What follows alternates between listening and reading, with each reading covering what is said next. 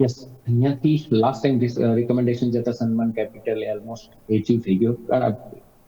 175 170 નું ટાર્ગેટ હતું એચીવ. આજે બે સ્ટોક આપણે એડ કરીએ છીએ. એક એડ કરીએ છીએ એમ્ફેસિસ નિયર અબાઉટ 2300 ચાલે છે. 2280 થી 2300 ની વચ્ચે ક્યાંય મળી શકે છે ગેપ ડાઉન ની અંદર, તો એને એડ કરવો જોઈએ. 2250 ના એક ટોપ લોસ થી 2355 થી લઈને 2400 સુધીના આ સ્ટોક્સ ની અંદર લેવલ જોવા મળી શકે છે. સેકન્ડ જે સ્ટોક છે કેશ નો સ્ટોક છે એ એડ છે જી લિમિટેડ, JEEL જે નિયર અબાઉટ 105 107 ની આજુબાજુ સ્ટોક ટ્રેડ કરી રહ્યો છે. સ્ટોક ની અંદર તમે જુઓ તો નીચેના લેવલથી કાફી કિંમત થઈને સ્ટોક્સ 115 117 સુધી ગયો, ત્યાંથી નિયર અબાઉટ 100. અગર સ્ટોક આજે કઈ ગિરાવટમાં 98 થી 95 ની વચ્ચે ક્યાંય સ્ટોક્સ મળે છે તો 99 ના એક બેઝ સમજીને અપર સાઇડ 110 થી લઈ અને 115 સુધીના આ સ્ટોક્સ ની અંદર લેવલ જોવા મળી શકે.